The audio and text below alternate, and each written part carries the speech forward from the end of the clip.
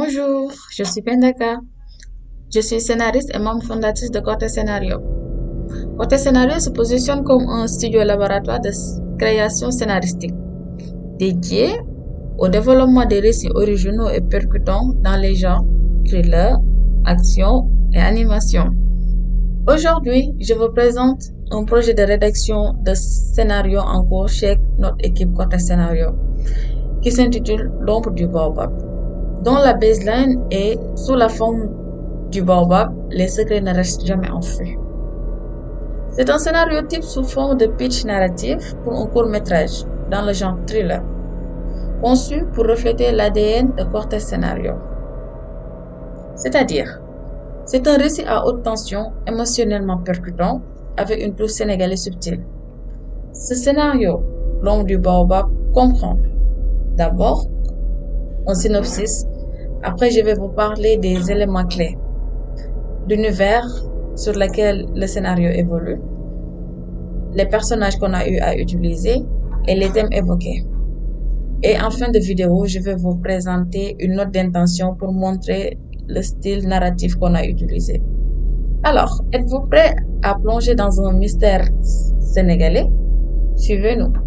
Synopsis. Dakar. De nos jours, Penda, une jeune journaliste d'investigation, reçoit un message anonyme. Une clé USB contenant des enregistrements compromettants sur un homme d'affaires influent, Cheikh Ndiaye. Les fichiers suggèrent qu'il est impliqué dans un scandale de corruption lié à une exploitation illégale de terres agricoles. Penda, déterminé à relever la vérité, décide de confronter Cheikh lors d'une cérémonie traditionnelle sous un baobab sacré, lieu symbolique où il doit être honoré. Mais à mesure qu'elle creuse, Penda découvre que le dénonciateur anonyme semble la manipuler, la poussant vers un piège. Sous l'ombre oppressante du baobab, entre révélation et trahison, Penda doit choisir: publier les preuves au risque de sa vie ou protéger un secret plus sombre qui pourrait détruire bien que plus sa carrière. Que feriez-vous face à un secret mortel? Dites-le nous en commentaire. Pourquoi ce projet? Ce projet met en œuvre notre culture. La pertinence culturelle, c'est ancré dans un contexte sénégalais. Il met en lumière les enjeux locaux, la corruption, les mémoires collectives, tout en restant universel. Quel est le potentiel de ce festival? Ce festival a un potentiel festivalier. C'est un format court, une héroïne forte et une esthétique soignée en font un candidat idéal pour les festivals africains, Dakarco, et les festivals internationaux comme les festivals de Cannes, les festivals de Clermont-Ferrand. Et pour l'attractivité commerciale, c'est un genre thriller. C'est un ancrage africain qui séduit les plateformes cherchant des contenus originaux. Et quelle est la valeur pour Côté Scénario? Ce projet incarne notre promesse du studio. C'est un récit ciselé, émotionnellement intense et porté par une vision cinématographique exigeante. Soutenez le cinéma sénégalais. Partagez cette vision. Dans ce scénario, on a mis comme lieu principal. C'est un village périphérique près de Dakar, Nengler, où il y a une modernité et des traditions cohabitent. On a mis en œuvre le baobab, qui est un arbre majestueux et chargé de symbolisme, et devient un personnage à part entière. C'est un témoin silencieux des tensions. L'ambiance visuelle qu'on a mis en œuvre, elle est claire et obscure, avec des contrastes forts entre la lumière brûlante du jour et les ombres inquiétantes de la nuit. On a des plans serrés sur les visages et des mouvements de caméra fluides pour accentuer la tension. Par rapport à la sonorité, on a un mélange de silence oppressant et de percussions traditionnelles, le sabar, et des bruits urbains, les klaxons, les foules, créant une atmosphère immersive et tendue. Voulez-vous vraiment visualiser ce film? Dites-nous sur YouTube. Après vous avoir parlé de l'univers de ce scénario, maintenant on va vous parler des personnages. Il faut savoir que dans ce scénario, il y a 3 personnages principaux.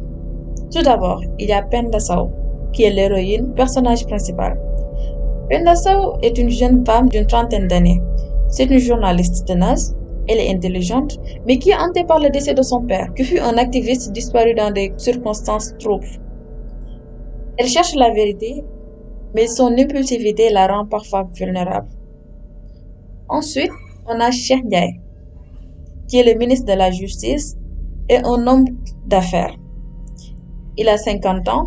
C'est un homme d'affaires charismatique, respecté de tous, mais qui dissimule un réseau de corruption. Sous son charme apparent, il est prêt à tout pour protéger ses intérêts. Et enfin, il y a un troisième personnage, très mystérieux, qui est le dénonciateur anonyme. C'est une voix off, mais l'identité sera révélée à la fin du film. C'est une présence mystérieuse qui manipule Penda à travers des messages cryptiques.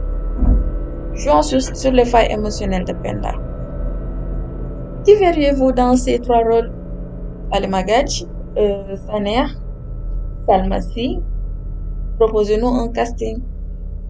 Après les personnages, maintenant on va parler des thèmes abordés sur ce scénario. Entre vérité et manipulation, jusqu'où on peut relever la vérité et à quel prix? Les poids de la tradition.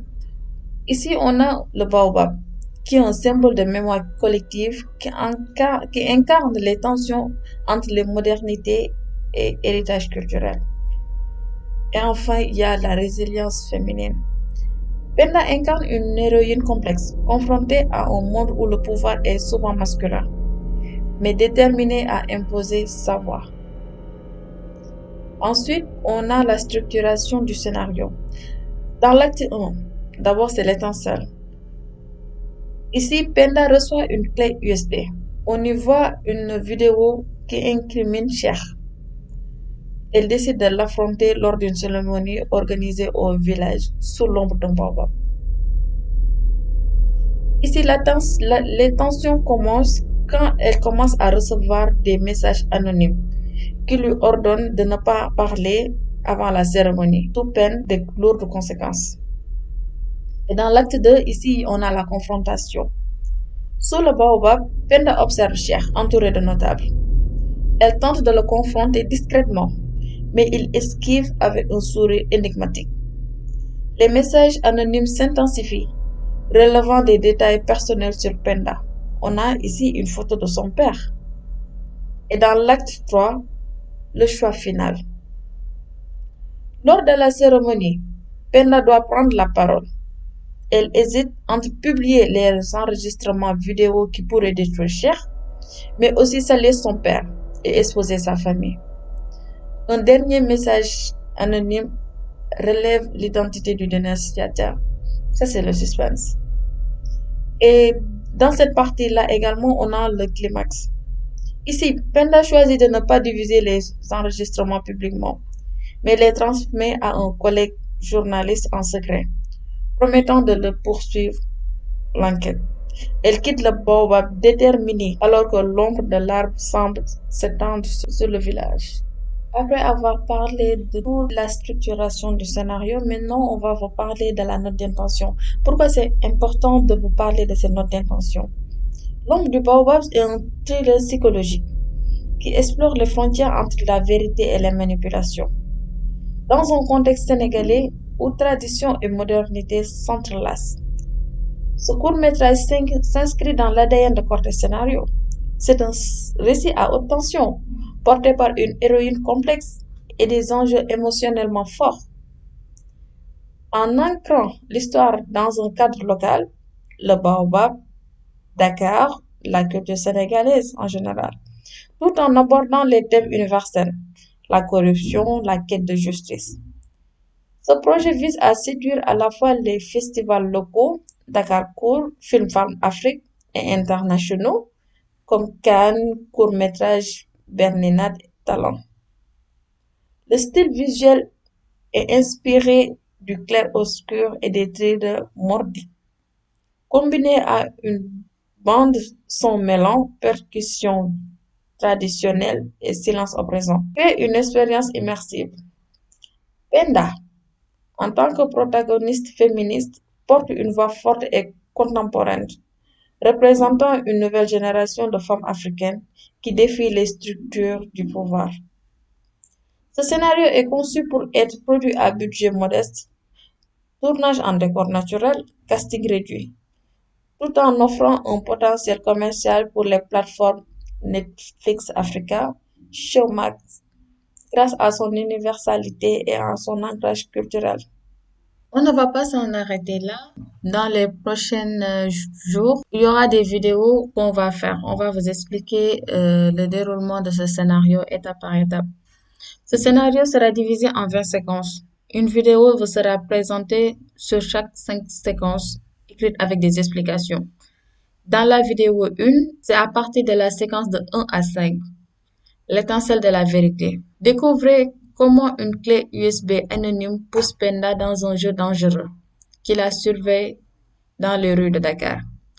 Dans la vidéo numéro 2, ça sera de la séquence de 6 à 10 qui a pour titre L'ombre s'appétit.